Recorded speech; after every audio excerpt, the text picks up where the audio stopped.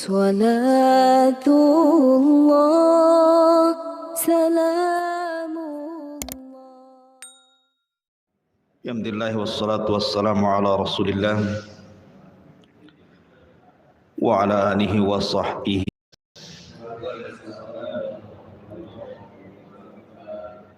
Alhamdulillah wassalatu wassalamu ala Rasulillah wa ala alihi wa sahbihi wa mawalah wa la hawla wa la quwata illa billahi wa ba'du. Alhamdulillah, segala puja dan puji hanya milik Allah subhanahu wa ta'ala.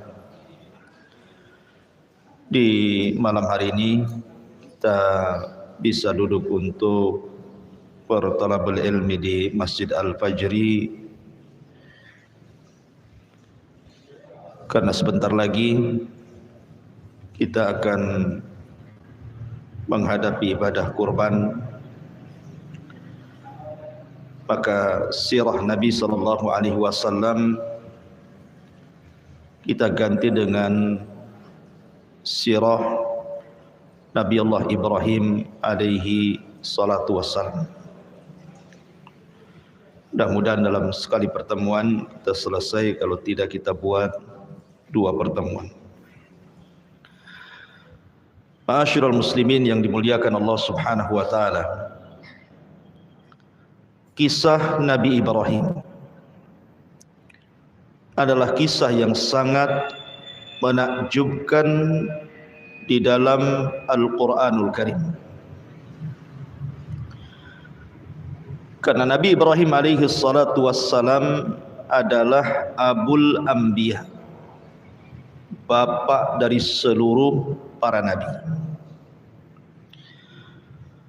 Karena setelah Ibrahim alaihi salatu wassalam diutus menjadi nabi dan rasul dan juga ulul azmi, serta dipilih menjadi kekasih Allah Khalilur Rahman, maka nabi-nabi setelahnya semuanya nasabnya kepada Ibrahim alaihi salatu wassalam. Tidak ada satupun nabi dan rasul setelah diutus Ibrahim alaihi salatu wassalam kecuali nasabnya sampai kepada Ibrahim. Dan itu dari 2 jalur. Jalur pertama dari Ishak. Ishak memiliki putra namanya Yakub. Kemudian Yakub memiliki 12 putra. Dari keturunan 12 putranya disebut Bani Israel. Dan nabi-nabi Bani Israel itu bukan 1-2, ribuan. Makanya ketika Abi Dzar Al-Ghifari bertanya kepada Rasul tentang jumlah para nabi dan rasul, maka Nabi SAW menjawab bahwa jumlah nabi itu 124.000 nabi. Dalam riwayat 120.000 nabi. Dan jumlah rasul itu 315 rasul. Tetapi yang dikenal namanya dalam Al-Quran hanya 25 nabi dan rasul. Bukan berarti yang tidak kita kenal bukan nabi atau bukan rasul.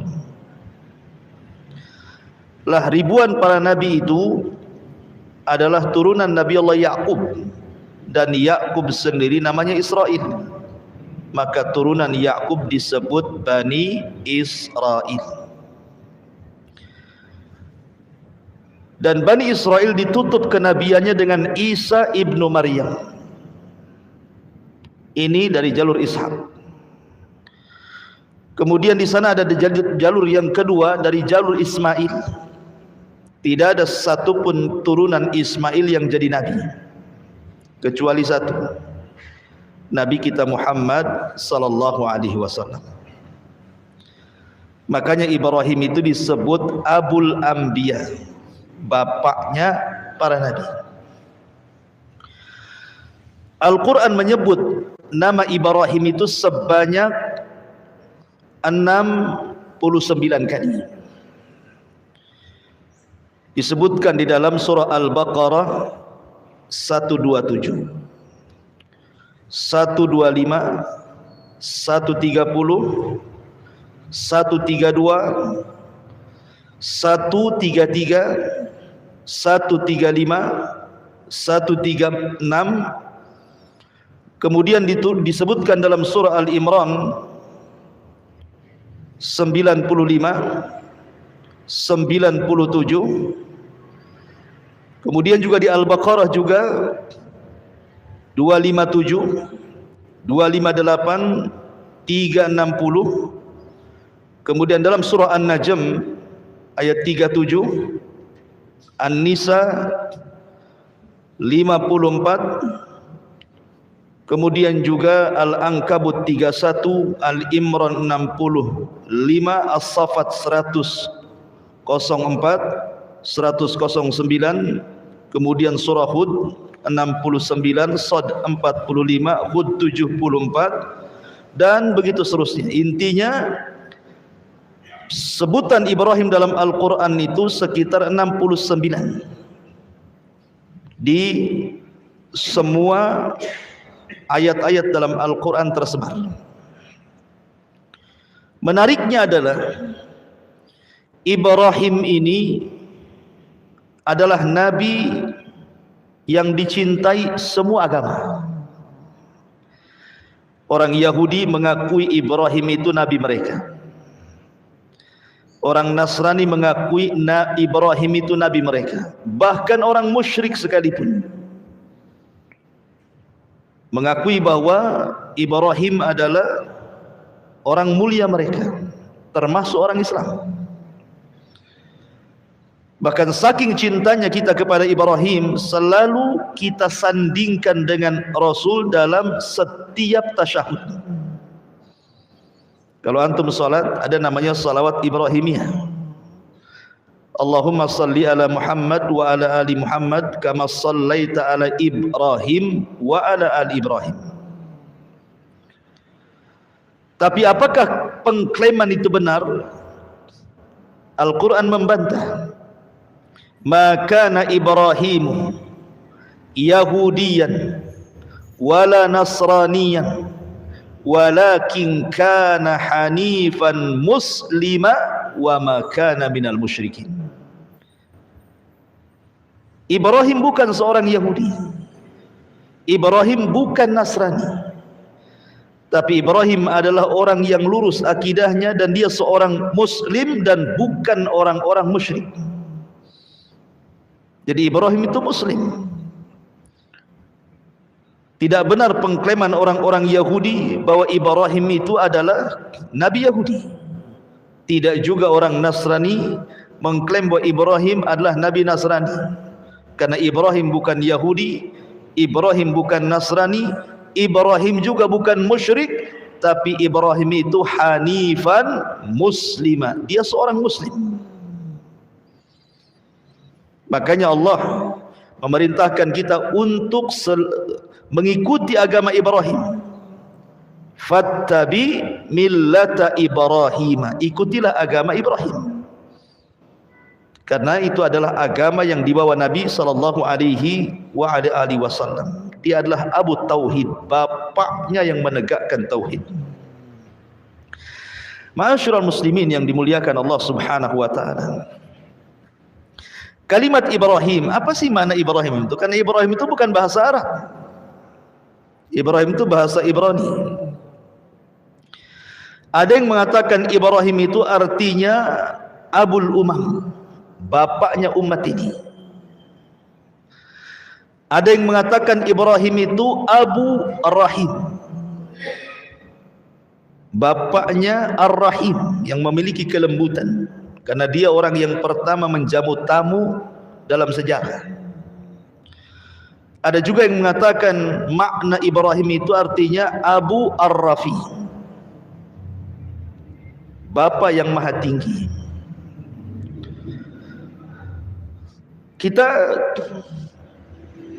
mengenal Ibrahim memang tidak ada dalam Al-Quran atau Sunnah Nabi SAW sejarah Ibrahim itu kapan waktunya, bagaimana beliau besarnya, itu tidak dijelaskan. Tapi kita akan coba merunut Al-Quranul Karim dengan berusaha untuk mengambil petikan-petikan tafsir. Coba kita runut bagaimana kisahnya Ibrahim biar menjadi sebuah kisah, biar enak gitu ya. Ma'asyiral muslimin yang dimuliakan Allah Subhanahu wa taala, Ibrahim ini memiliki ayah dalam Al-Qur'an namanya Azar. Sebagaimana disebutkan dalam surah Al-An'am, wa idz qala Ibrahimu li abihi Azar. Ketika Ibrahim berkata kepada ayahnya Azar. Quran menyebutnya bahwa ayah Ibrahim itu namanya Azar. Tapi dalam Taurat, nama Ibrahim, bapak Ibrahim itu namanya Tarah. Berbeda kalau Quran mengatakan Azar, kalau orang-orang Yahudi menyebutnya Tarah. Dan ada juga yang berusaha untuk menggabung bahwa nama ayahnya Azar, lakabnya Tarah. Tapi yang jelas kita ini punya kitab sendiri Al-Quran, maka kita memilih pendapat yang ada dalam Al-Quran. Nama Ibrahim itu adalah Azar. Azar sendiri punya 3 putra. Pertama Ibrahim, yang kedua Nahur, dan yang ketiga Haran. Haran inilah ayahanda Nabi Lut. Jadi Lut itu keponakan Ibrahim. Adapun istrinya Sarah bintu Haran, sama-sama Lut bin Haran. Sarah bintu Haran. Tentu Haran di sini berbeda. Kalau Lut itu putra daripada Haran yang merupakan saudara kandung Ibrahim, berarti jatuhnya keponakan Lut itu. Tapi kalau Sarah itu, dia adalah saudara Azar, bapaknya itu saudara Azar, berarti Ibrahim dengan Sarah itu sepupu. Jadi pahami ya? Jadi Sarah istri Ibrahim itu sepupunya Ibrahim. Kalau Nabi Lut keponakannya Ibrahim.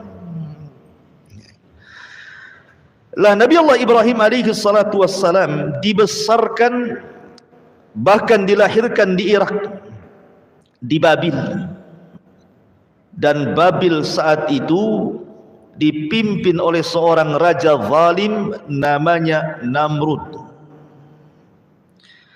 Al-Imam Mujahid beliau mengatakan bahwa di dunia ini ada 4 raja yang pernah menguasai hampir sebagian dunia.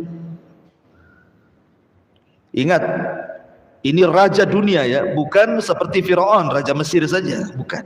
Kalau Firaun itu bukan raja dunia, dia Mesir saja. Jadi 4 raja ini hampir menguasai dunia. 2 mukmin, 2 kafir. Adapun yang mukmin kata Imam Mujahid, pertama adalah Nabi Allah Sulaiman. Kekuasaannya hampir menyeluruh dunia. Kemudian yang kedua Dzulqarnain yang disebut dalam surah Al-Kahfi. Ini mukmin. Yang 2 kafir. Siapa yang kafir? Yang pertama Namrud, yang nanti kita akan kisahkan juga. Kemudian yang kedua Bukhtun Nasr, yang pernah membumi hanguskan Palestina dan membantai orang-orang Yahudi di zaman itu. Lah Ibrahim ini hidup di zaman Namrud. Dan kalau antum mendengar kisah Namrud, dialah manusia yang pertama kali bekerja sama dengan syaitan, dengan iblis. Dan dia yang membunuh bapaknya. Jadi bapaknya dibunuh oleh Namrud karena kerjasama dengan iblis untuk mengambil kekuasaannya. Jadilah Namrud raja dunia dan tidak pernah dikalahkan. Karena dalam riwayat Ismailiyat itu, Israiliyat, Namrud ini orang yang pertama kali mempelajari sihir kepada iblis. Walaupun ini perselisihan panjang para ulama, karena Al-Quran menyebutnya ada kisah Harut Marut. Tentu panjang lagi kisahnya dan banyak perselisihan ulama di sini. Ma'asyiral muslimin yang dimuliakan Allah Subhanahu wa taala. Ibrahim dilahirkan di Babil, di Irak. Dan kala itu kaumnya adalah para penyembah berhala. Di antara mereka ada yang menyembah matahari. Di antara mereka ada yang menyembah bulan. Di antara mereka ada yang menyembah bintang-bintang. Di antara mereka ada yang menyembah patung-patung dan berhala. Bahkan di antara mereka ada yang menyembah Namrud, menyembah Raja Namrud. Jadi memang Ibrahim dilahirkan di tengah-tengah kesyirikan, ya. Dan itu tantangan Ibrahim. Akan tetapi ma'asyiral muslimin yang dimuliakan Allah Subhanahu wa taala, Nabi Allah Ibrahim ini walaupun dia terlahir di tengah-tengah umat yang berbagai macam sesembahannya, tapi Allah memberikan fitrah kepada Nabi, kepada Nabinya. Ibrahim dari kecil tidak pernah menyembah berhala, padahal bapaknya pembuat berhala, penjual berhala, penyembah berhala.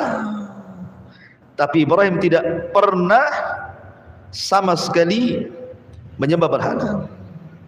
Sama dengan Nabi tidak pernah menyembah berhala, supaya tidak ada cacat. Di kemudian hari setelah dia jadi Nabi, kemudian ada kritikan, dulu kau juga menyembah berhala kan, begitu ya.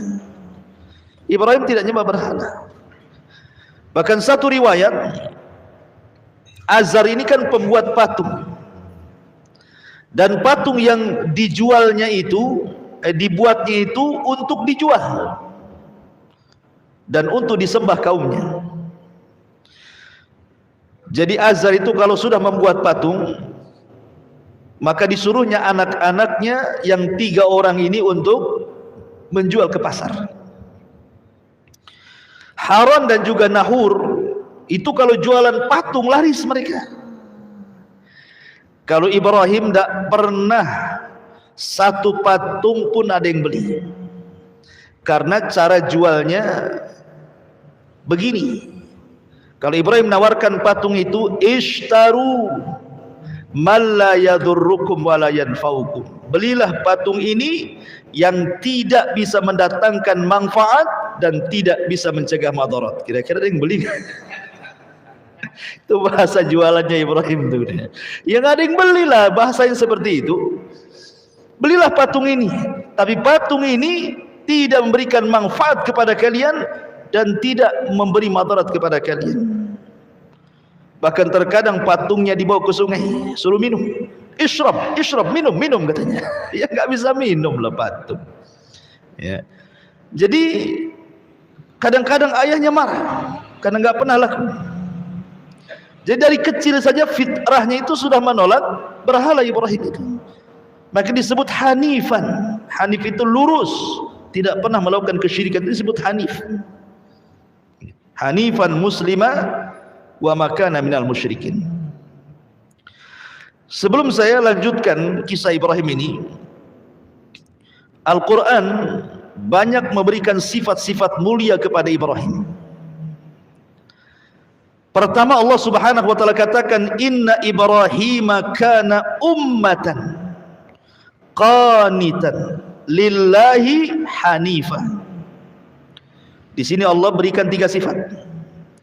Sesungguhnya Ibrahim itu kana ummatan. Apa ummat itu? Ummat itu artinya ar-rajulul al-jami'u li hisalil khairi hatta yakuma maqama ummatin minan nas. Kalimat umat ini artinya seorang laki-laki yang terkumpul sifat-sifat kebaikan padanya. Di mana kalau cerita keimanan, dia orang yang paling beriman. Kalau cerita sedekah, dia orang yang paling sedekah. Kalau cerita zikir, dia orang yang paling zikir. Sebutkan apa saja kebaikan ada pada dia, seolah-olah dia mewakili umat dan pantas untuk dijadikan uswatun hasanah. Kemudian yang kedua, qanitan. Qanit itu artinya luzumut ta'ah, orangnya terus di atas ketaatan. Makanya nanti kita kalau menceritakan Ibrahim dari kecil sampai tua, semua cerita ibadah, semua cerita dakwah. Karena dia luzumut ta'ah, di atas ketaatan. Hanifan artinya lurus, tidak pernah melakukan kesyirikan. Kemudian Allah Subhanahu wa taala mensifati Ibrahim dalam Al-Qur'an syakiran li an'umi, hamba yang senantiasa bersyukur akan nikmat Allah Subhanahu wa taala. Kemudian Al-Qur'an juga mensifati dengan al-hilmu, inna Ibrahim lahalimun awwabun munib.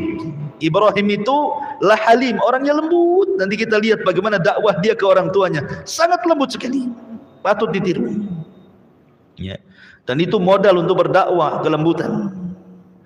Kemudian sakha, orangnya dermawan. Bayangkan Ibrahim itu punya peternakan unta. Untuk apa? Untuk dijual? Bukan. Ibrahim itu diberikan kekayaan oleh Allah Azza wa Jalla, dan dia punya peternakan unta. Peternakan unta itu hanya untuk menjamu tamu.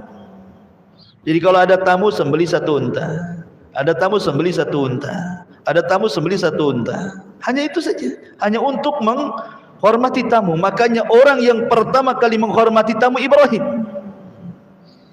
Kita mah nggak pernah kalau ada tamu aqua gelas, tamu aqua gelas, tamu aqua gelas, nggak pernah nyembelih ayam antum.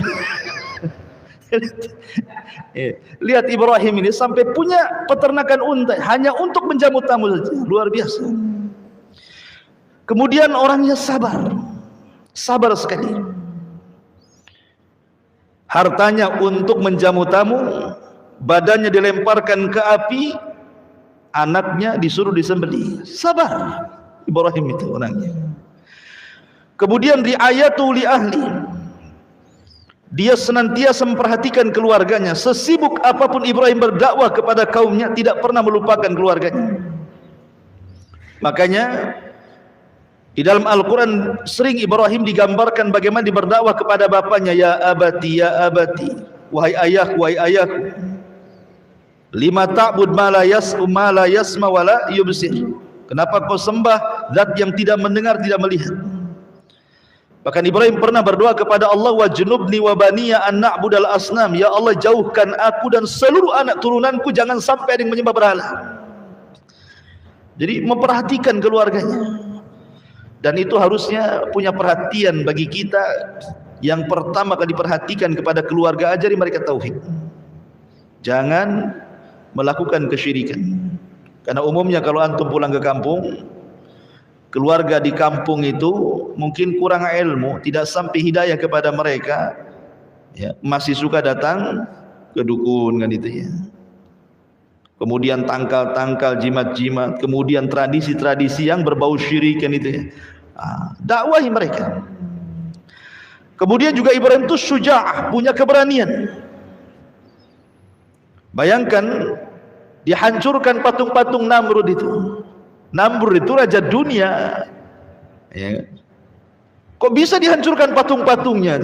Kan kalau nggak berani nggak akan mampu tuh. Dia masuk ke daerah khusus di istana, tempat Namrud nyembah berhalanya, dihancurkan berhalanya. Kalau nggak punya keberanian nggak akan bisa. Ya, nanti kita jelaskan dan kita kisahkan. Dan Ibrahim disebut memiliki salamatul qalbi, sebagaimana Allah mengatakan idja'a rabbahu biqalbin salim. Ibrahim itu hatinya betul-betul jernih, dan sifat-sifatnya banyak lagi. Makanya wajar kalau seandainya Allah mengatakan innallaha astafa Adama wa Nuha wa ala Ibrahima wa ala Imran 'alal alamin. Sungguhnya Allah telah pilih pertama Adam karena dia bapak manusia. Kemudian Nuh karena dia rasul pertama. Kemudian Ibrahim karena dia bapaknya para nabi. Kemudian keluarga Imran karena dia imamnya Baitul Maqdis. Inilah orang-orang yang dipilih dalam Al-Quran itu. Ya. Jadi Ibrahim itu salah satu orang yang dipilih oleh Allah Azza wa Jalla. Ma'asyiral muslimin yang dimuliakan Allah Subhanahu wa taala. Adapun di masa remajanya, bagaimana kisah Ibrahim di masa remaja? Ibrahim ini ketika diangkat oleh Allah Subhanahu wa taala menjadi nabi dan rasul setelah dewasa, maka yang pertama kali dakwah adalah keluarga. Dan itu disebutkan dalam surah Maryam ayat 41 sampai 48, detail di situ. Allah mengatakan, wadhkur fil kitabi Ibrahim innahu kana siddiqan nabiyya. Ceritakanlah wahai Muhammad kisah Ibrahim di dalam Al-Quran. Sesungguhnya dia adalah seorang yang sangat membenarkan, maksudnya seorang nabi. Idh qala li abi, ketika dia berdakwah kepada ayahnya, ya abati lima ta'budu ma la yasma' wa la yubsir wa la yughni anka syai'a. Lihat bagaimana panggilan Ibrahim kepada ayahnya, padahal ayahnya kafir. Ibrahim tidak memanggil namanya ya Azar, tidak, wahai ayahku, wahai ayahku, tidak pernah memanggil nama. Makanya Hasan Al-Basri mengatakan, siapapun anak yang memanggil nama orang tuanya, berarti anak itu telah durhaka. Panggil dengan panggilan yang lembut, ya abati, wahai ayah, wahai ayahandaku. Mengapa engkau menyembah sesuatu yang tidak mendengar, tidak melihat, tidak dapat menolong kamu sedikit pun? Ya abati inni qad ja'ani minal ilmi ma lam ya'tik fattabi'ni ahdika siratan sawiyah. Wahai ayahku, sesungguhnya telah sampai kepadaku sebagian ilmu yang tidak diberikan kepadamu, ikuti aku, niscaya aku akan menunjukkan kepadamu jalan yang lurus. Ya abati la ta'budi syaitan inna syaitana kana lirrahmani isiya. Wahai ayahku, jangan kau sembah syaitan. Maksudnya apa? Kau nyembah syaitan? Maksudnya jangan mengikuti syaitan gitu, yang menjerumuskan orang kepada kesyirikan. Karena setan itu adalah makhluk yang durhaka kepada Allah. Ya abati, ya abati, teruslah di kalimatnya, wahai ayahandaku, wahai ayahandaku. Tapi lihat ayahnya kepada Ibrahim, dia mengatakan, ya Ibrahim, qala aragibun anta an alihati ya Ibrahim. Lihat, ayahnya tidak mengatakan apa? Wahai anakku. Tidak. Ya. Dia mengatakan, wahai Ibrahim, bencikah kau kepada Tuhan-Tuhanku? Azar tidak mengatakan, wahai anakku, bencikah kau kepada Tuhan-Tuhanku? Tidak. Tapi menyebut namanya. Menunjukkan orang kafir itu keras hatinya, tidak punya kelembutan. Orang kafir itu keras hatinya. Makanya tidak menyebut wahai anakku kan itu. Harusnya kan Ibrahim sudah, bagaimana dia lembutnya kepada ayahnya kan, wahai ayahku. Ayahnya tidak mengatakan wahai anakku, tidak, hei Ibrahim. Sudah beda. Berarti ini sudah kasar ayahnya. Tapi Ibrahim tetap lembut. Ya. Bahkan ketika ayahnya mengatakan, la illam tantahi la arjumannaka wahjurni maliya. Kata bapaknya, hai Ibrahim, kalau seandainya kau tidak berhenti dari dakwahmu, pasti engkau akan kurajam. Kemudian aku akan tinggalkan dirimu, pergi kau selama-lamanya. Diusir, bahkan diancam raja. Tapi Ibrahim tetap lembut kepada ayahnya. Qala salamun alayka sa'astaghfiru laka rabbi innahu kana bi khafiyah. Ibrahim mengatakan, semoga keselamatan dilimpahkan kepadamu wahai ayahku, aku akan tetap memohonkan ampun bagimu kepada Tuhanku, sesungguhnya dia sangat baik kepadaku. Walaupun ayahnya keras hati, Ibrahim tetap lembut. Harusnya seperti itu seorang anak kepada orang tua. Terkadang antum diuji oleh orang tua yang memang awam kan itu ya, tidak punya pendidikan agama. Terkadang ngomong itu kasar, yang diceritakan dunia saja, nggak ngirim duit marah dia kan itu ya, dimakinya anaknya, dikutuknya anaknya kan itu ya. Tak jarang orang tua seperti itu.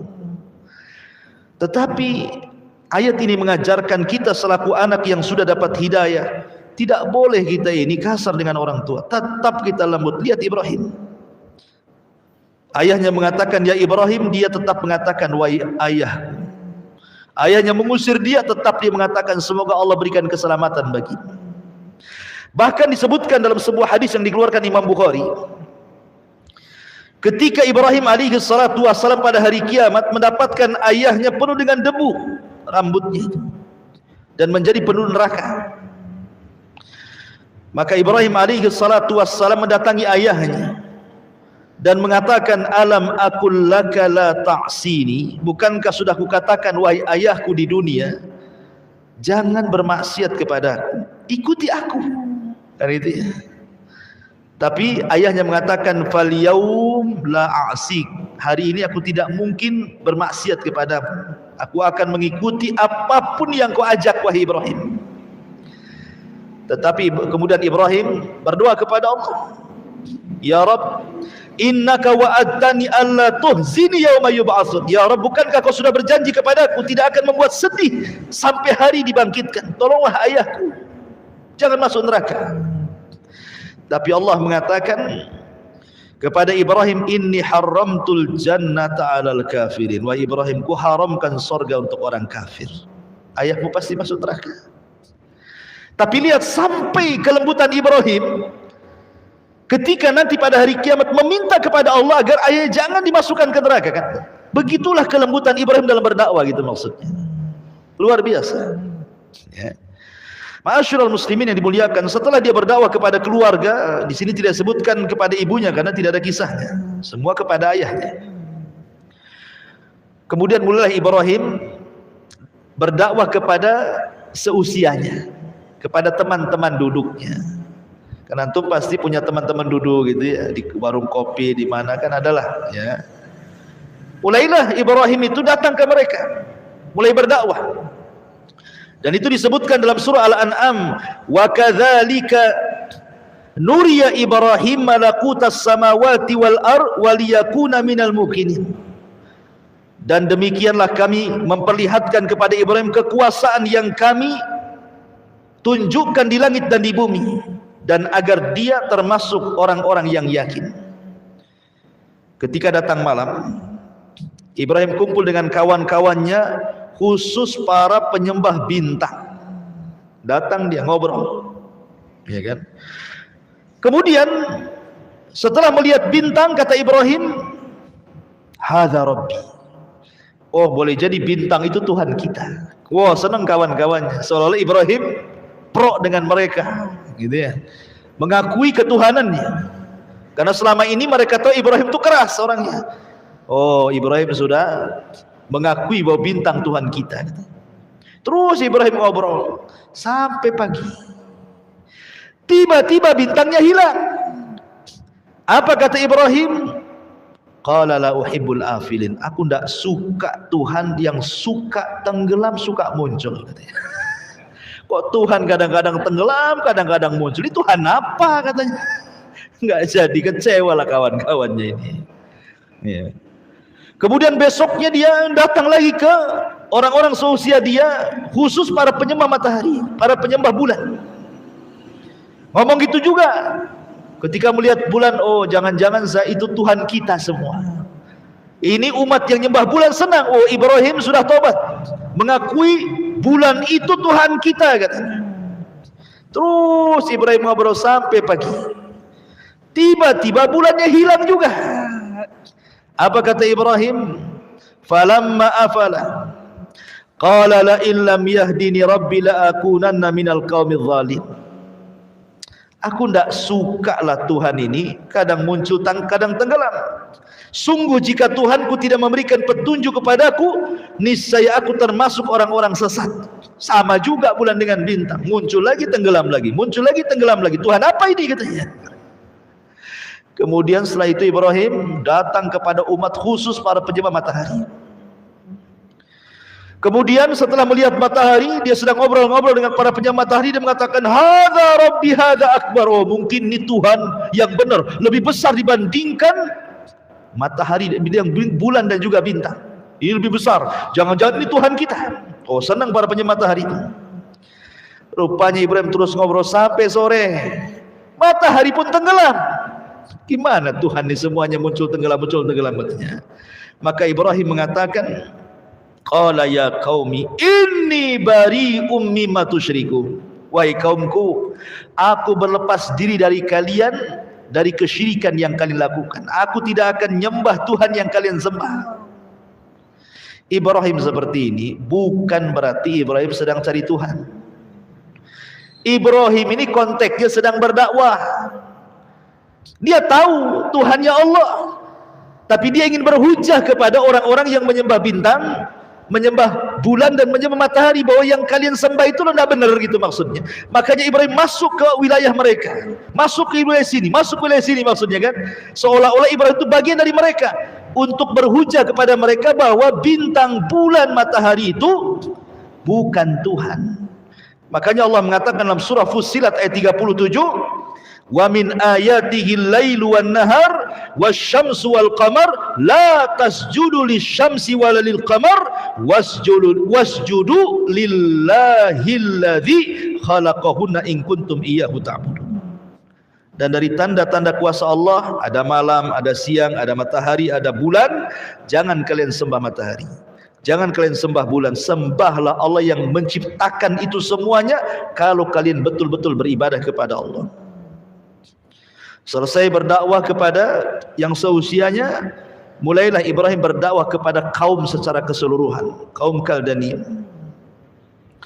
Allah Subhanahu wa taala berfirman dalam surah Al-Ankabut 16 sampai 18. Wa Ibrahim idh qala liqaumihi u'budullaha wattaquh dzalikum khairul lakum in kuntum ta'lamun.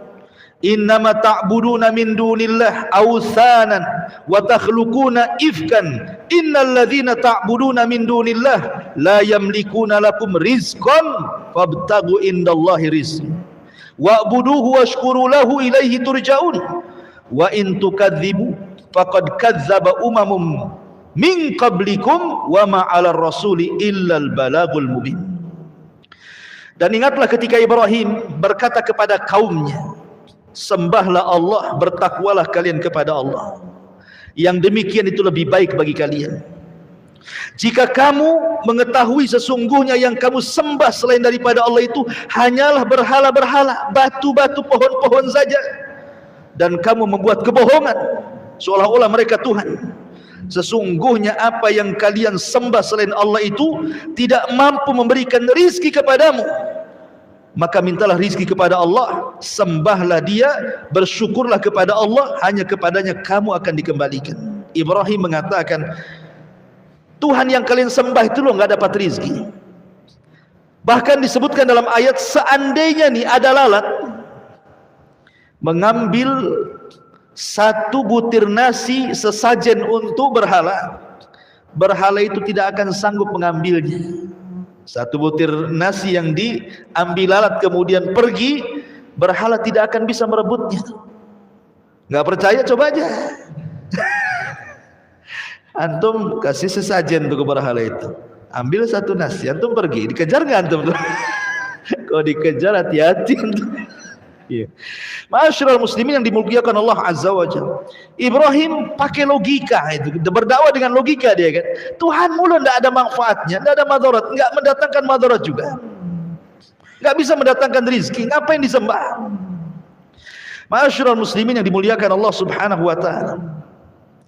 Kemudian setelah Ibrahim berdakwah kepada ayahnya, kepada seusianya, kemudian kepada kaumnya secara keseluruhan, mulailah Ibrahim berdakwah kepada Namrud, kepada raja. Ingat, dalam syariat kita afdalul jihad kalimatul haq inda sultanil jair. Seutama-utama jihad itu kalimat yang Anda lontarkan dari kalimat kebenaran kepada pemerintah yang zalim, kepada penguasa yang zalim. Karena kalau kita menyampaikan kebenaran kepada penguasa yang zalim itu risikonya besar. Bisa ditangkap, dipenjara, dibunuh, kan gitu ya. Tetapi tentu dengan cara yang bijak. Tidak boleh menasihati pemerintah di hadapan panggung, di medsos, nggak boleh. Ya, itu akidah ahli sunnah. Tapi menasihati secara sembunyi-sembunyi kebenaran itu memang berat. Kalau tersinggung antum bisa kena pasal karet kan itu. Masuk antum, dimasukkan ke penjara. Terkadang dihilangkan antum itu. Jadi Ibrahim ini betul-betul berdakwah kepada Namrud. Ketika Namrud ini membuat acara kerajaan, mungkin kalau di negeri kita ini Agustusan lah kan itu. Karena kan dulu kan sistem kerajaan kan itu. Apa kata Namrud? Dibuatlah pesta besar di lapangan. Istana kosong, ada semua ke lapangan, tumpah ruah di lapangan. Kata Ibrahim, tallahi, bersumpah dia, demi Allah, la akidanna asnamakum ba'da an tuwallu mudbirin. Sungguh aku akan melakukan tipu daya terhadap berhala-berhala kalian setelah kalian pergi meninggalkannya. Jadi ketika istana kosong, betul-betul kemudian ditinggalkan oleh pengurus-pengurus kerajaan dan juga Namrud, kan tumpah ruah di lapangan. Ibrahim masuklah ke dalam istana. Padahal sebelumnya Ibrahim ini pura-pura sakit, bapaknya ngajak Ibrahim, ayo ada acara tuh. Apa kata Ibrahim? Saya sedang sakit pak, katanya. Inni maridtu, saya sedang sakit. Padahal Ibrahim sehat. Ini dusta pertama Ibrahim. Ibrahim itu pernah berdusta 3 kali. Sebab itulah dia tidak bisa berikan syafaat, karena dusta 3 kali ini. Tapi dusta bukan dusta kayak kita. Kalau dusta kayak kita beda gitu. Antum jualan, itu antum dusta di situ. Ini dustanya untuk dakwah. Maka kata ayahnya, ayo pergi. Kata Ibrahim, dah aku lagi sakit. Akhirnya pergi, tahu-tahu sembuh kan itu ya. Masuklah dia ke dalam istana. Faja'alahum judzadan illa kabiran lahum. Maka Ibrahim menghancurkan semua berhala dalam ruangan itu, kecuali 1 patung yang besar, dibiarkan tidak dihancurkan. Kemudian palunya diletakkan di lehernya. Ibrahim keluar. Ya, zaman itu kan nggak ada CCTV masalahnya, kan nggak tahu siapa yang melakukan, ya kan. Namrud ketika selesai ulang tahun, masuk dia ke ruangan tempat berhalanya. Kaget tidak kepalang, bagaimana semua berhalanya hancur kecuali 1. Kata Namrud, siapa yang melakukan ini? Maka diutuslah pasukan-pasukan mata-mata untuk mencari siapa pelakunya. Allah takdirkan, ketahuan pula. Kemudian dikatakan oleh mereka, sami'na fatan yadhkuruhum yuqalu lahu Ibrahim. Wahai raja, kami mendengar ada rupanya anak muda. Fatan, lihat bahasanya, anak muda. Ada anak muda yang melakukan ini terhadap Tuhan-Tuhan kita, namanya Ibrahim. Kata Namrud, tangkap Ibrahim itu. Maunya apa anak itu? Ditangkaplah Ibrahim, diinterogasi. Apa interogasinya? A anta fa'alta bi alihatina ya Ibrahim. Hei Ibrahim, kau ya yang melakukan ini semua. Kata Ibrahim, kejahatan itu kalau harus dibuktikan kan harus ada 2 alat bukti. Ini dia kalau di negara kita ya. Mana buktinya? Baik saksi atau tertulis katanya. Tak ada. Justru alat buktinya bukan ada pada saya. Kemudian menunjuk kepada patung. Sebenarnya yang melakukan bukan saya, itu loh yang melakukan. Lihat jarinya 1, 2, 3, 4 ngarah sama dia, jempolnya ngarah sama patung. Itu loh. Ini namanya tauriah. Ya. Jadi Ibrahim mengatakan, no, yang sono no, gitu maksudnya ya. Padahal ini jari nunjuk ke dia kan. Tapi jempolnya nunjuk. Kenapa demikian tauriahnya? Karena kalau antum pegang palu, kalau antum pegang palu pakai jempol saja tidak akan kuat. Ya kan? Tapi kalau antum pegang palu dengan 4 jari pasti kuat. Itu kan, paham ya? Sebenarnya yang melakukan itu ini loh, jari-jari 4 ini ya. Tapi jempolnya ditunjukkan ke patung. Gitu maksudnya. Itulah patungnya. Buktinya, alat buktinya ada di situ. Tuh palunya gantung di situ gitu maksudnya. Sebenarnya Ibrahim itu bukan hendak menghancurkan patung. Buat apa dihancurkan coba? Oh, bapaknya pembuat patung. nanti dibuat lagi, dihancurkan lagi, dibuat lagi, sampai kapan? Bukan itu maksud Ibrahim itu. Ibrahim itu ingin membuka otaknya Namrud dan orang-orang yang menyembah berhala. Kalau hanya sekedar menghancurkan patung, besok dibuat lagi, dihancurkan, dibuat lagi, sampai kapan kan itu? Bukan itu tujuan Ibrahim, bukan. Ibrahim itu ingin membuka akal mereka bahwa itu bukan sesembahan yang hak yang kalian sembah. Makanya lihat, perhatikan. Kemudian mereka mengatakan, ketika mereka mengatakan, farajau ila anfusihim faqalu annakum antumuz zalimun thumma nukisu ala ru'usihim laqad alimta ma haula'i yantikun. Lihat bahasa mereka. Maka mereka kembali kepada diri-diri mereka. Ketika Ibrahim menunjuk bahwa yang melakukan itu patung yang besar itu, maka mereka kembali kepada diri mereka sendiri, mulai sadar. Lalu mereka berkata kepada sesama mereka, sesungguhnya kamulah yang mendolimi diri-diri sendiri. Kemudian mereka menuduhkan kepada menundukkan kepala, lalu berkata, hei Ibrahim, pasti kamu tahu bahwa berhala-berhala itu tidak mungkin bicara.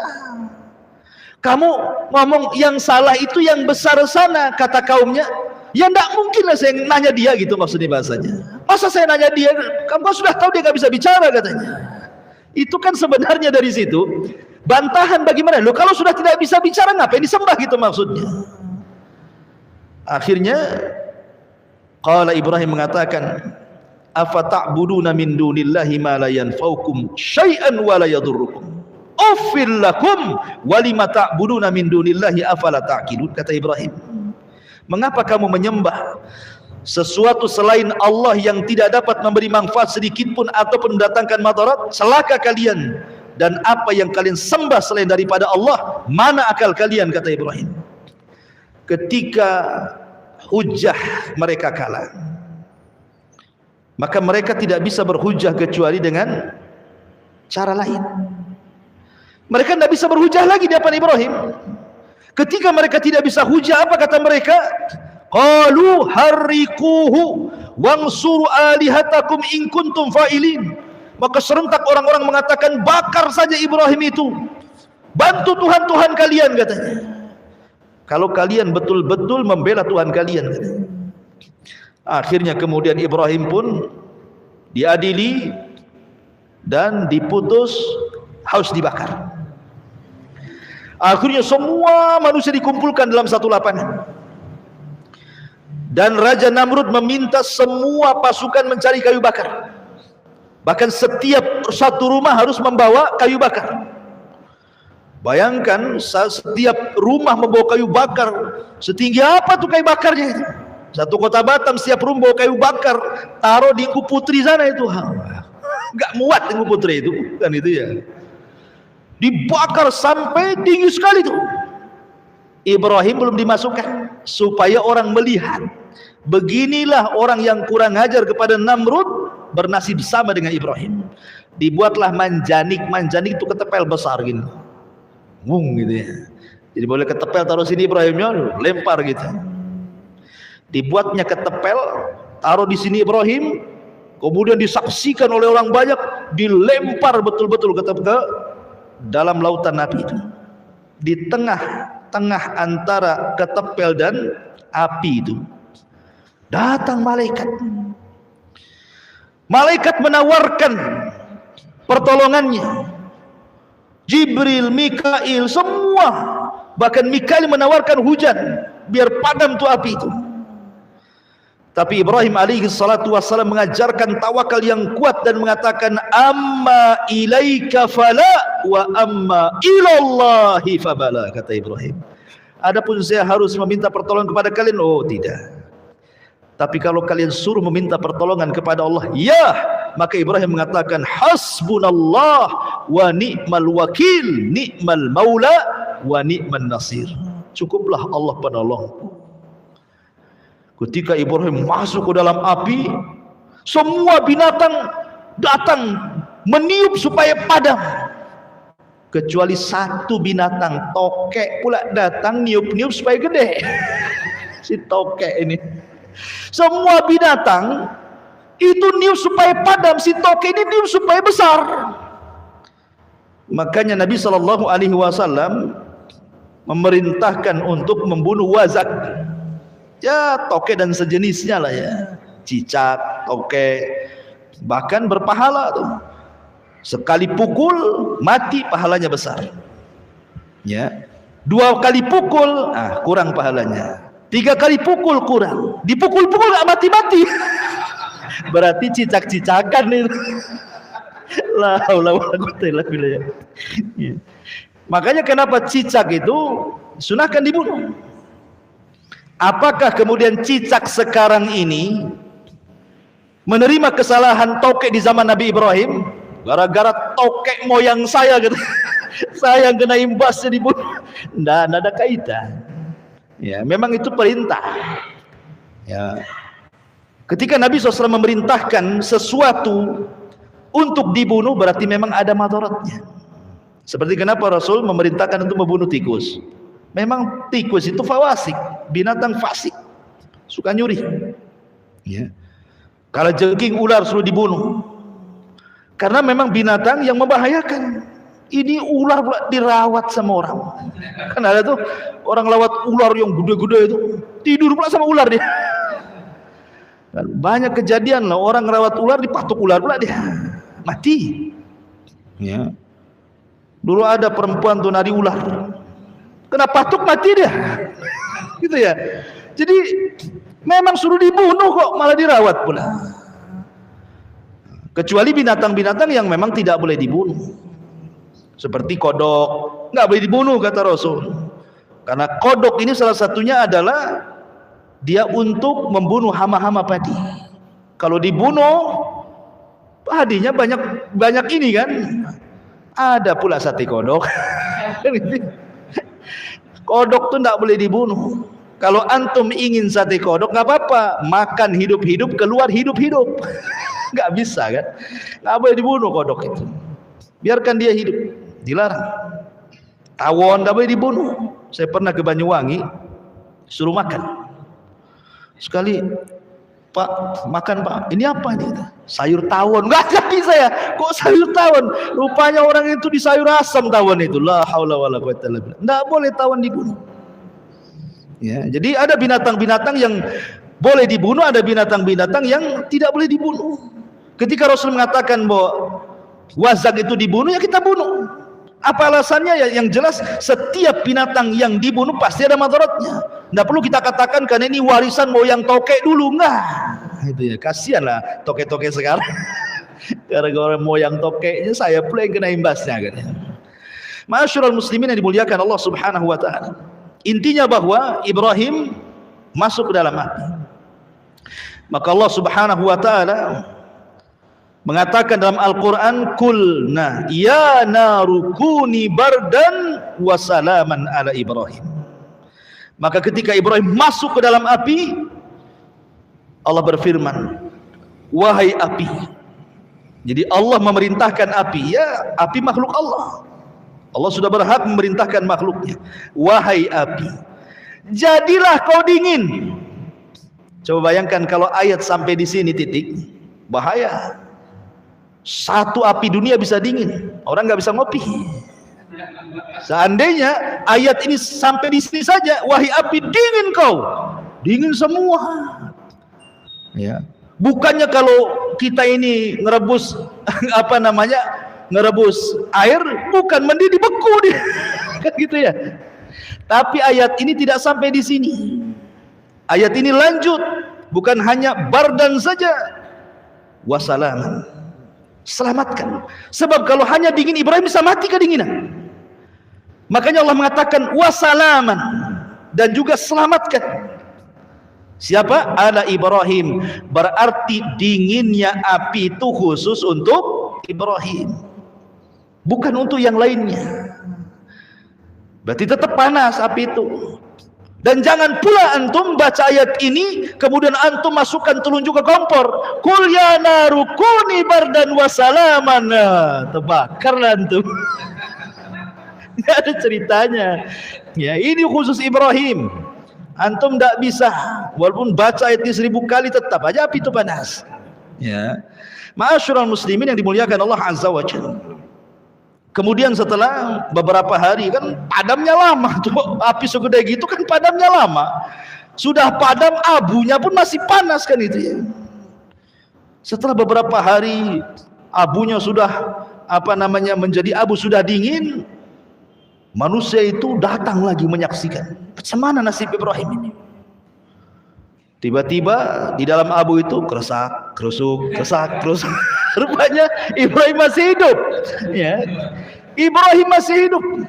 Coba bayangkan. Harusnya Ibrahim masih hidup, itu mukjizat Ibrahim. Dia tidak mempan dibakar api. Harusnya jadi sebuah peringatan. Makanya Namrud, dia mengatakan kepada iblis, karena kan ada kerjasama tuh Namrud dengan iblis tuh. Yang ngajarkan sihir Namrud itu iblis. Dalam Israiliyat diceritakan seperti itu.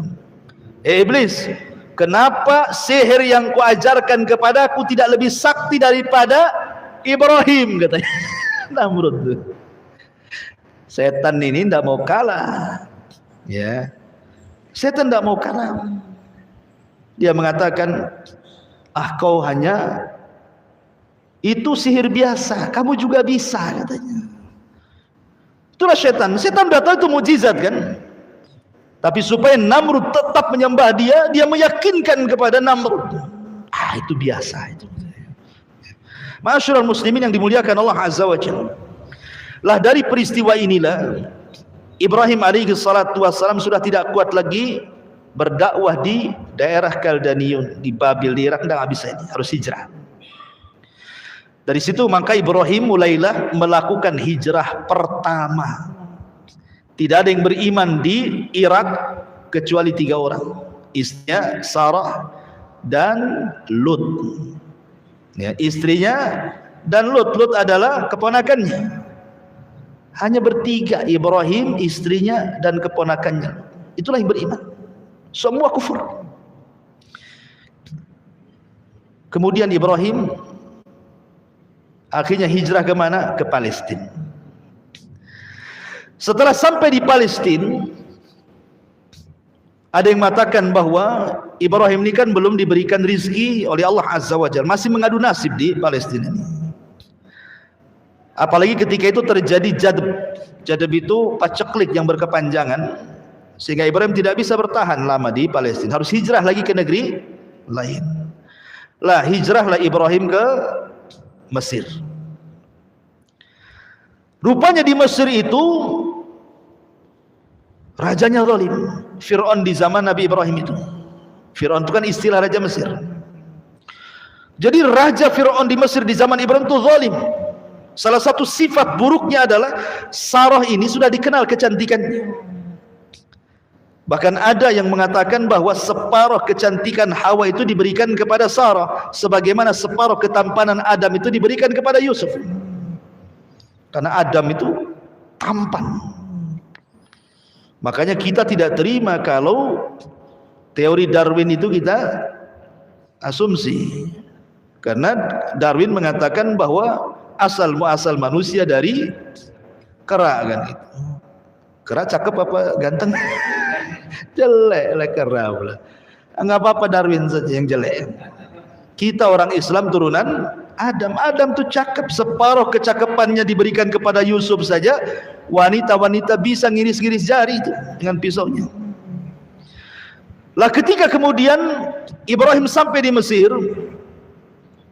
Ibrahim mengatakan karena raja ini tabiatnya jelek.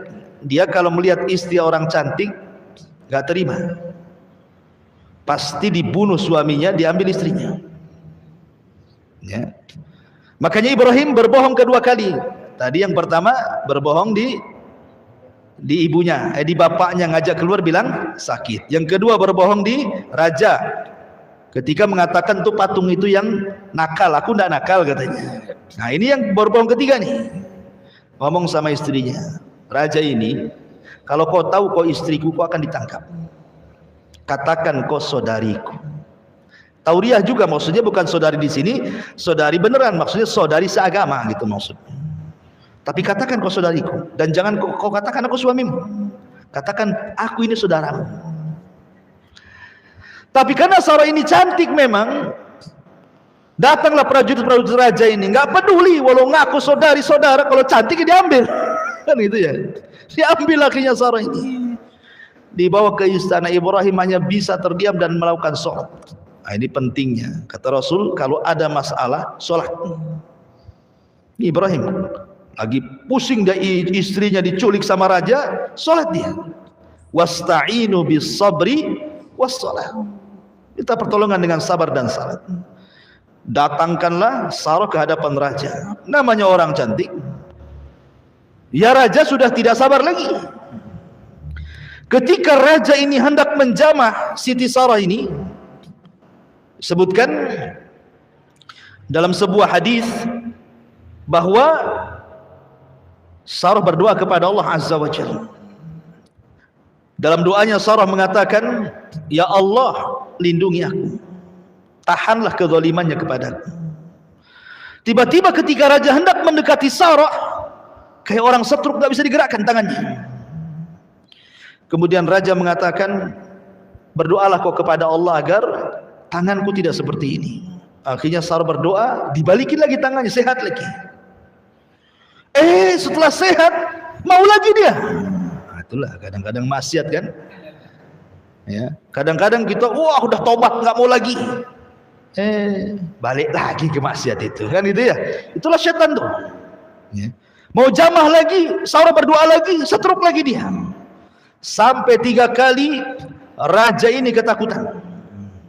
Dipanggilnya para prajurit yang nangkap Sarah ini. Apa kata raja? "Hei, sini kamu. Kusuruh kalian bawa orang, kau bawa setan pula ke sini," katanya. Ketakutan raja itu. Kusuruh kalian bawa orang, kalian bawa setan pula ke sini, katanya. Karena ketakutan raja, suruh nyingkir Sarah ini. Sebagai imbalannya dikasihlah Hajar. Hajar itu anak raja. Perang kalah, jadi tawanan Raja Fir'aun ini. Maka kemudian kata sang raja, "Ambillah nih Hajar, bawa ke sana. Bawa bersama, mau pergi sana." Akhirnya Sarah pun pergi membawa budak pemberian daripada sang raja zalim. Ketika kemudian berjumpa dengan Ibrahim, Ibrahim sedang sholat. Begitulah keajaiban sholat. Ya. Ma'asyiral muslimin yang dimuliakan Allah, akhirnya karena tidak mungkin dilanjutkan di Mesir, balik lagi Ibrahim ke mana? Ke Palestina. Lah Ibrahim ini ikhwatu fiddin muliakan Allah Subhanahu wa taala. Usianya sudah lanjut. Setiap hari dia berdoa kepada Allah Subhanahu wa taala, "Rabbi habli minas salihin." Ya Allah, anugerahkan kepadaku anak yang saleh. Tapi tidak kunjung dikasih. Karena sudah tua, istrinya sudah nenek-nenek, bahkan dikatakan mandul. Tapi Ibrahim tidak jenuh mengatakan, "Rabbi habli minas salihin." Ya Rabb, anugerahkanlah kepadaku anak yang saleh. Kenapa Ibrahim minta yang saleh? Karena kalau anak itu saleh menjadi qurratu a'yun, menjadi penyejuk mata orang tua. Tapi kalau anak jahat, terkadang orang tua ini keceplosan ngomong, "Nak, baiknya kau mati saja lah, nak.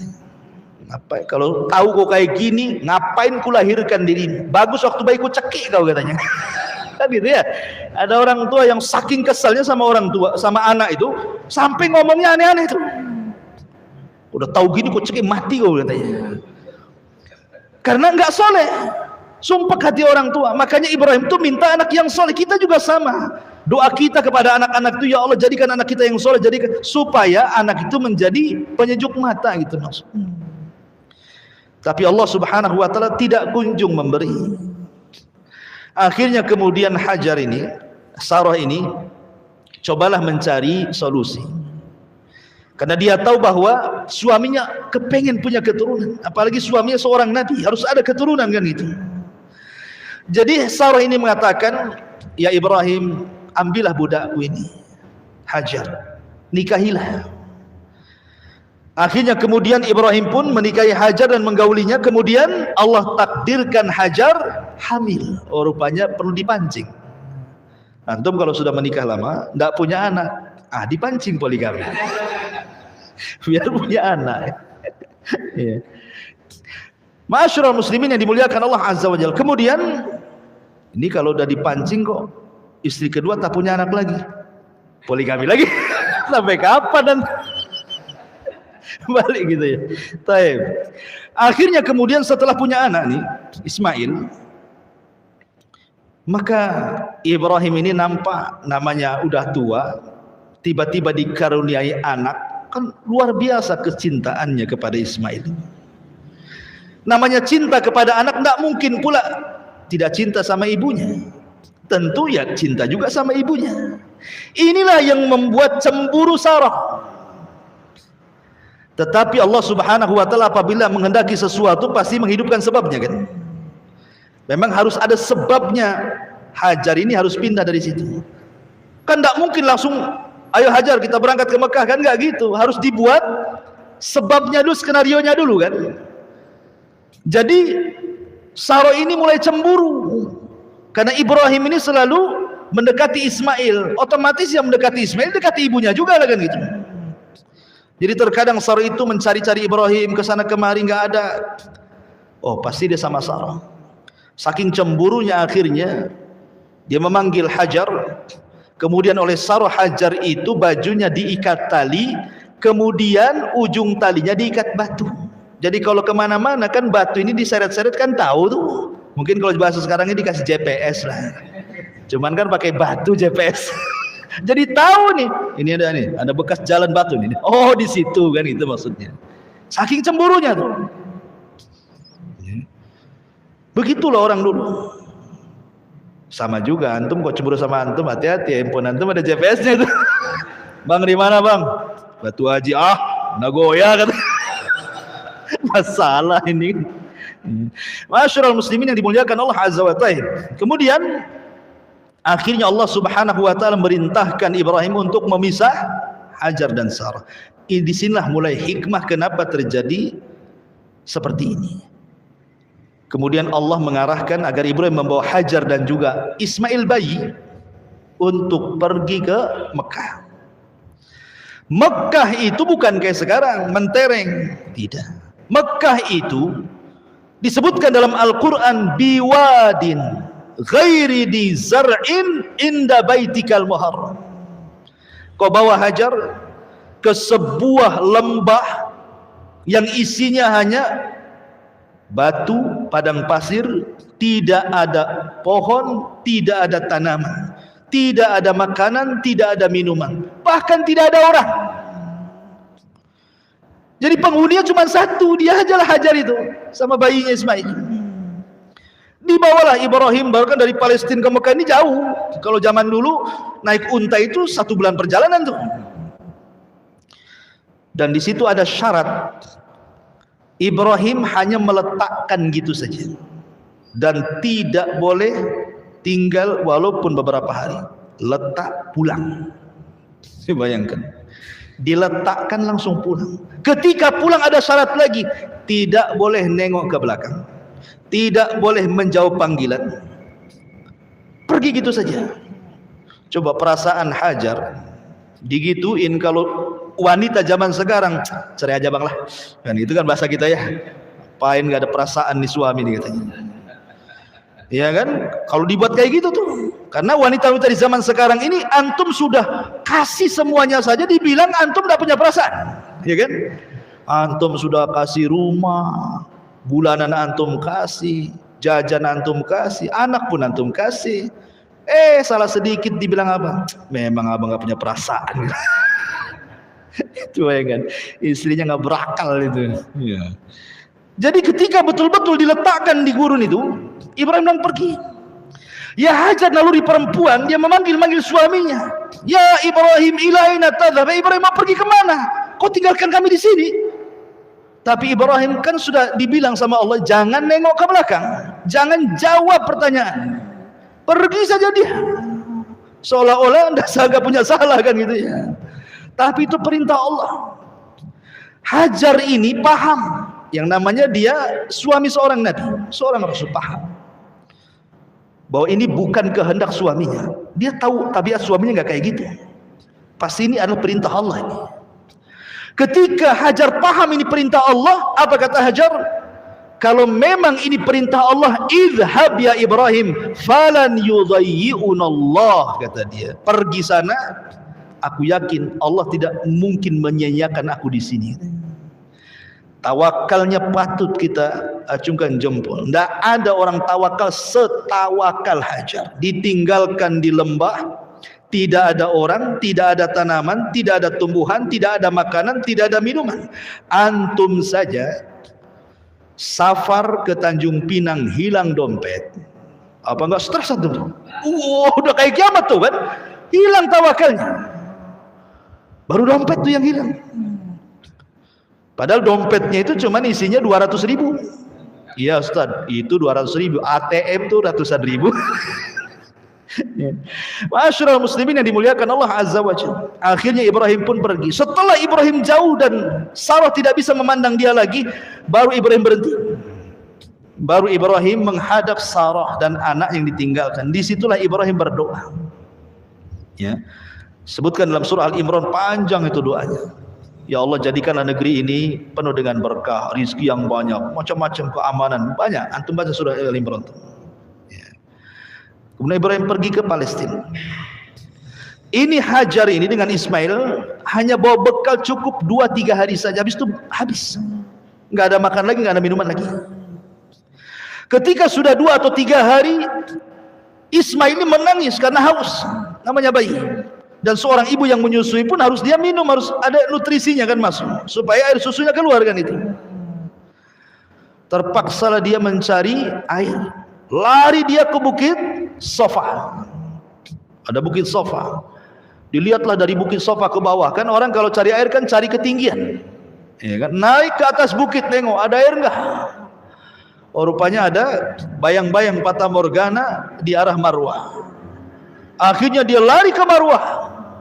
Nengok lagi ke arah Sofa.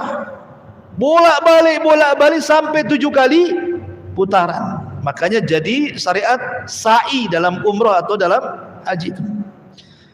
Ketika ke-7 kalinya dia mendengar Ismail menangis, khawatir, maka dia langsung mendekati. Rupanya Jibril sudah berdiri di kakinya Ismail. Kemudian Jibril menendangkan kaki kecil yang Ismail ini ke tanah.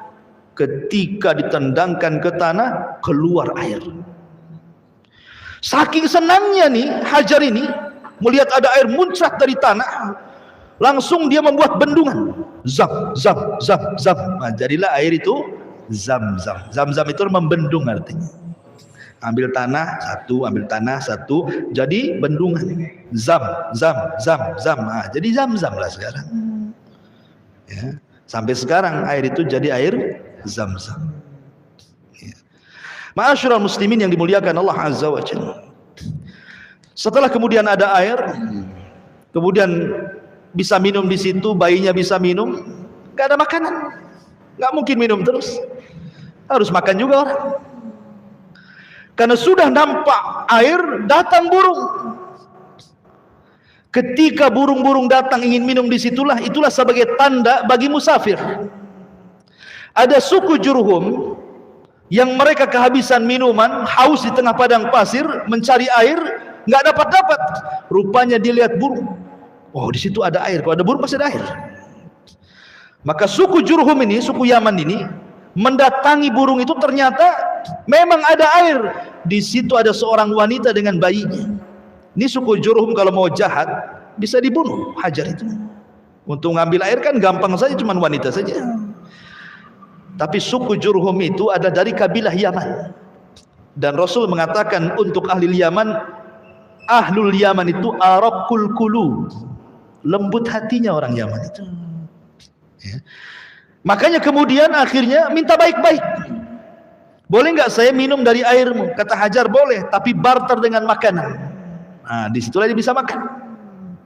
Maka terjadilah barter minuman dan makanan. Akhirnya Allah jamin, betul kata Hajar, kalau memang ini perintah Allah, idzan lan yudayyi'unallah. Nah, inilah kata-katanya terbukti.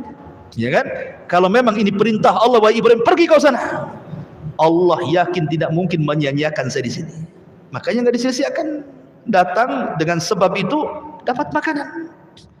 Sehingga suku Jurhum itu akhirnya menjadi tempat singgah suku Jurhum di situ. Kalau dia safar ke sana kemari, singgahnya di situ. Lama-lama kemudian suku Jurhum ini meminta kepada Hajar, boleh enggak kami tinggal di sini? Berapalah satu kaplingnya. Akhirnya diizinkan tinggal 1 tenda, 2 tenda, 4 tenda, 7 tenda, 100 tenda. Jadilah kampung kabilah Jurhum di situ. Disinilah Ismail ketika mulai sudah bicara, maka dia belajar bahasa Arab kepada suku Jurhum, dan dia orang yang paling fasih dibandingkan Jurhum itu sendiri bahasa Arabnya. Makanya Ismail disebut musta'rib. Arab itu terbagi 3. Ada al-Arabul Badiyah, ada al-Arabul Baqiyah, ada al-Arabul Musta'rab. Arabul Badiyah sudah musnah, itu kaum Ad, hilang sudah di zaman Nabi Hud, ya. Nabi Soleh, kaum Samud itu hilang semua itu, tidak ada turunannya. Kemudian Arabul Baqiyah itulah dari Qahtan, Kemudian ada Musta'rab. Musta'rab inilah orang Arab, orang bukan Arab tapi pasti berbahasa Arab, itulah Ismail, ya. Makanya Ismail bukan Nabi Arab. Nabi Arab itu cuma 4. 1 Hud, 2 Saleh, 3 Syuaib, 4 Nabi kita Muhammad SAW yang betul-betul lahir di Arab. Tapi Ismail kan lahirnya di Palestina. Dia orang Palestina dia, ya kan? Baru hijrah ke Mekah kan itu. Belajar bahasa Arab kepada suku Jurhum, akhirnya pandai bahasa Arab dan menikah dengan suku itu, ya, dengan suku Jurhum, dan punya anak sampai turunnya kepada Rasulullah. Jadi Arab dulu itu yang menguasai Jurhum sebelum perang dengan suku lain namanya Khuza'ah. Suku Jurhum ini masih mengikuti agama Ibrahim dan Ismail, mentauhidkan Allah, karena Ismail berdakwah kepada mereka jadi muwahhidun, orang-orang yang bertauhid. Dijajahlah sama Khuza'ah, kalah Jurhum ini.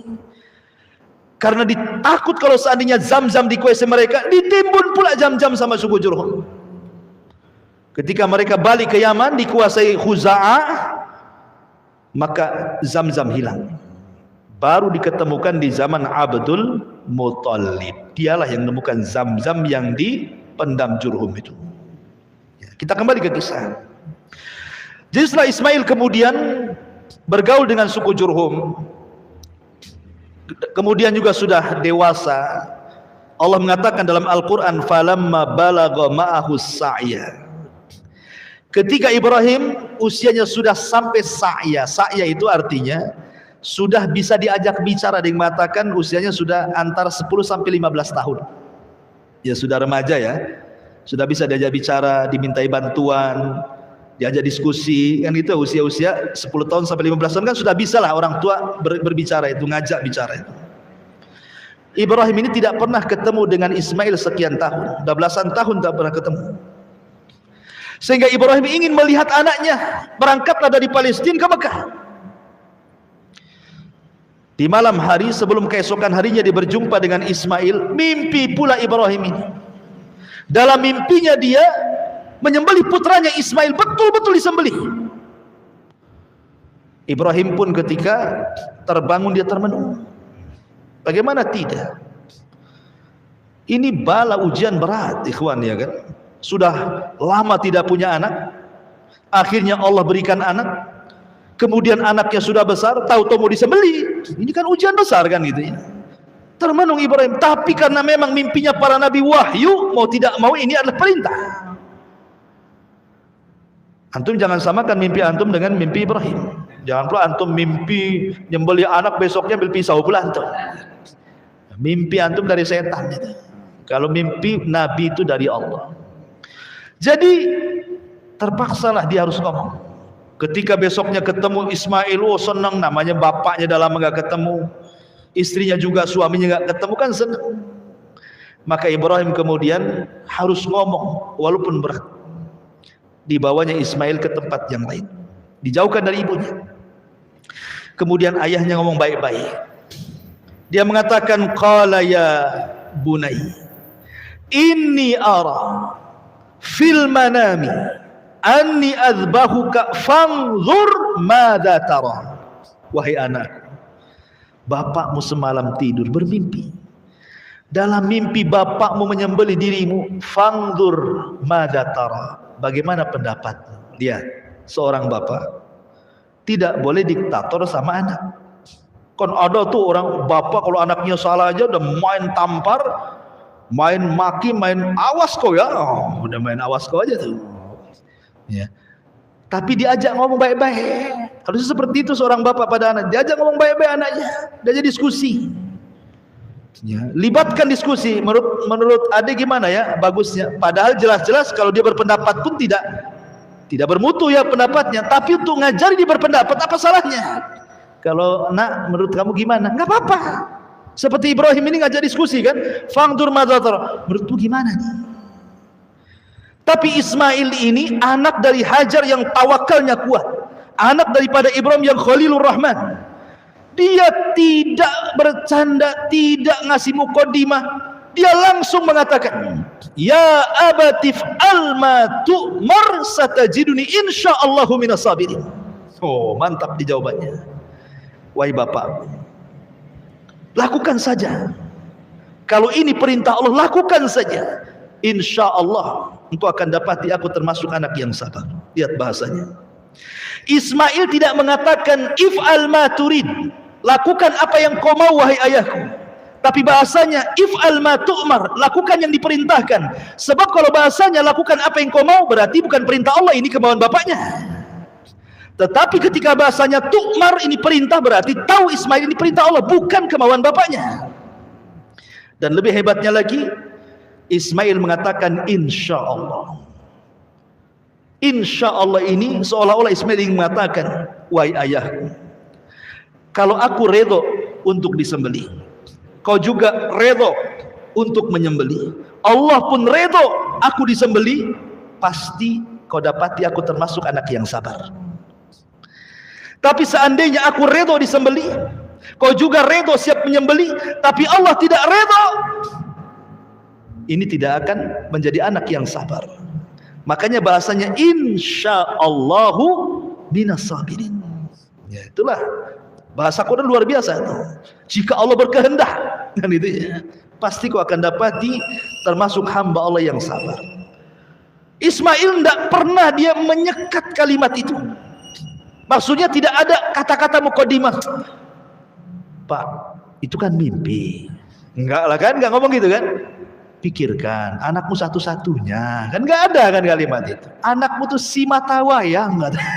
Kau mau bunuh bantai aku juga.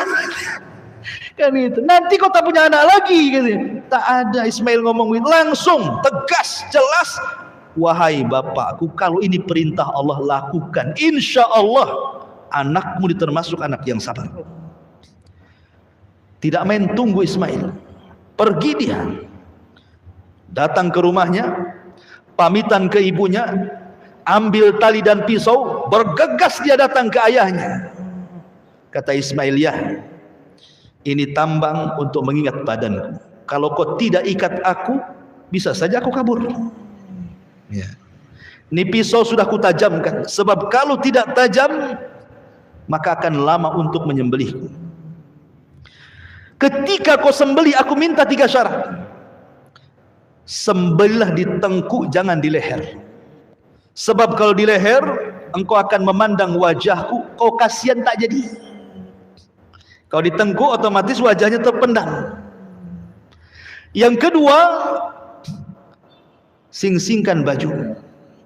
Jangan sampai ada satu darah menetes di bajumu, kalau ibuku tahu dia akan sedih. Dan yang ketiga, segerakan sembelihannya.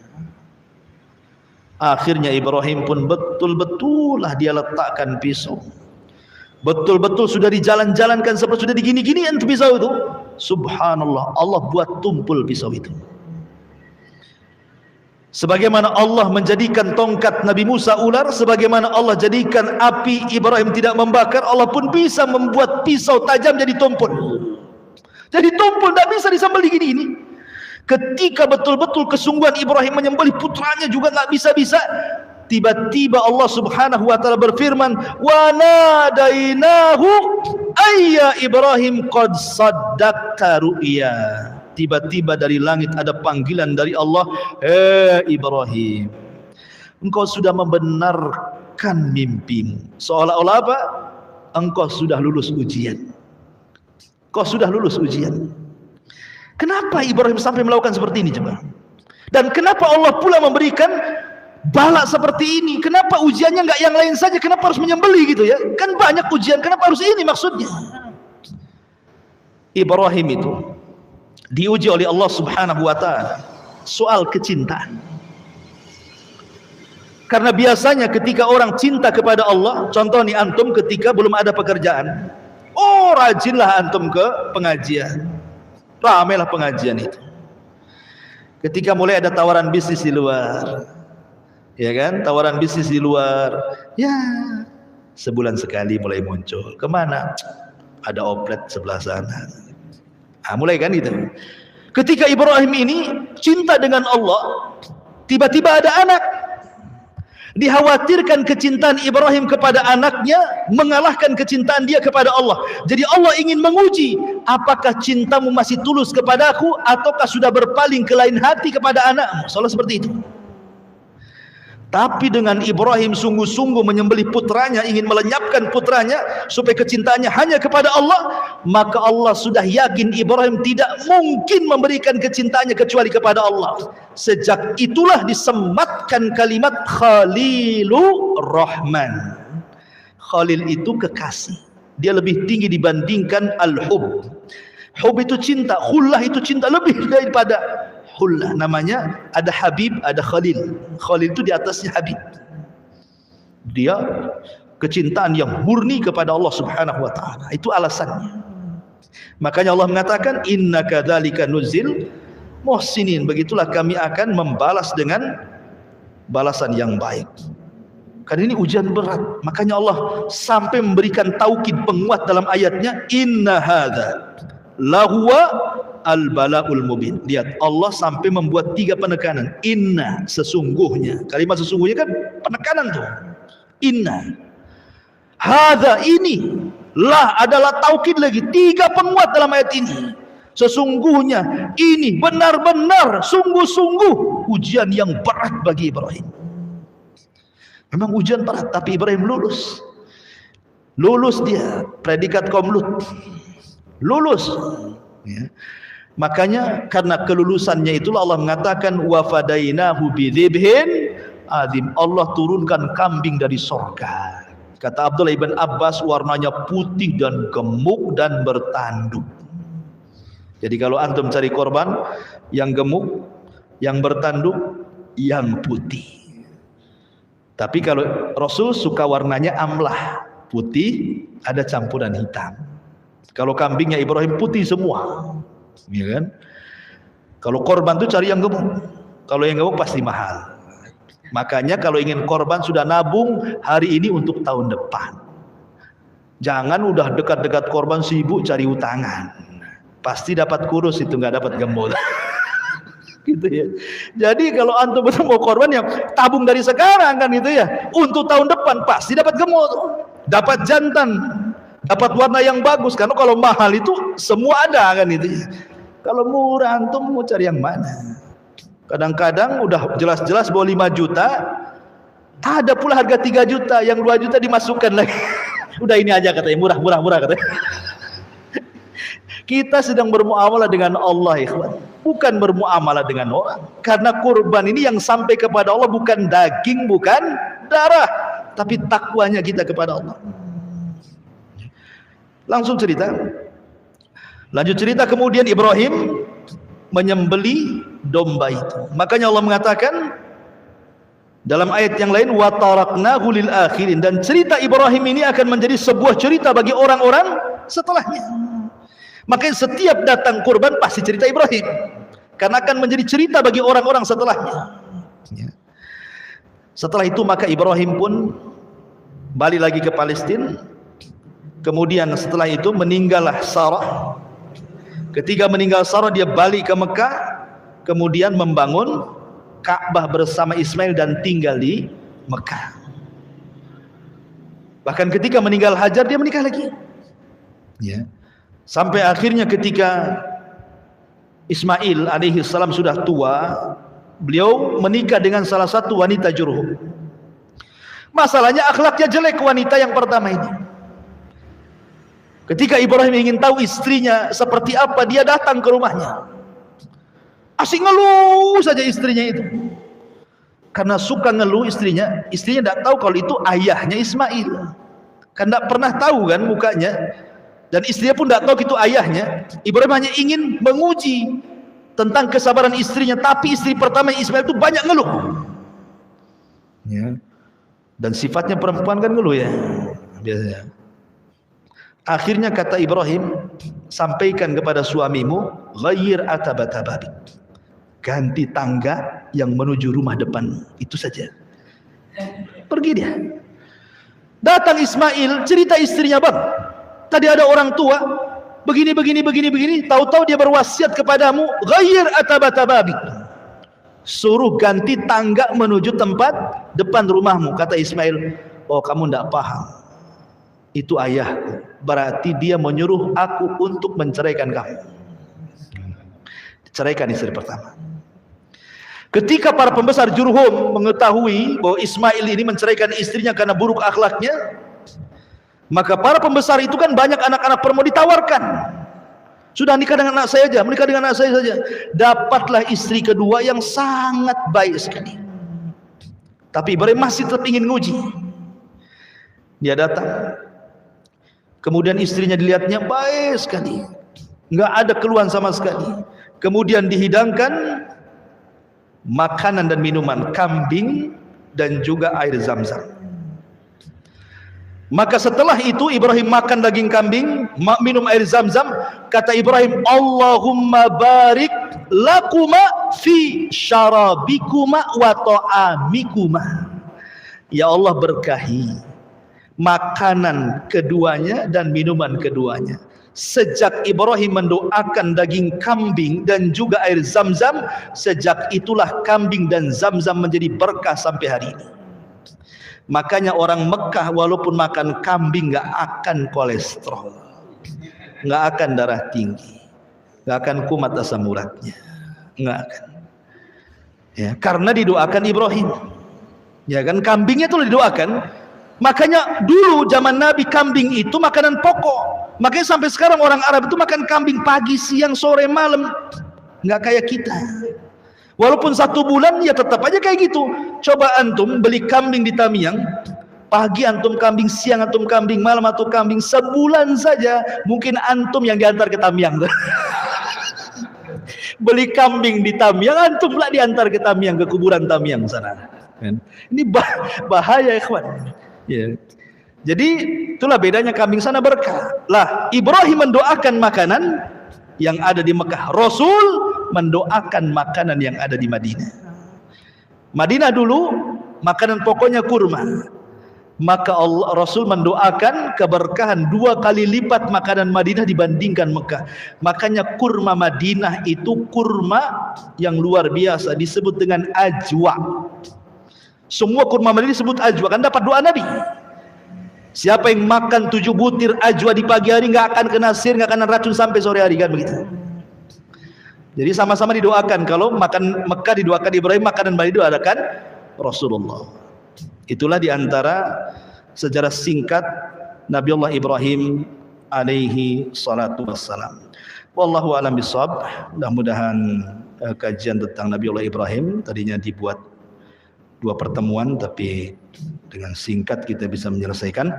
Mudah-mudahan ada ibrah dan pelajaran. Subhanakallah bihamdika asyhadu an la ilaha illa anta astaghfiruka wa atubu ilaik.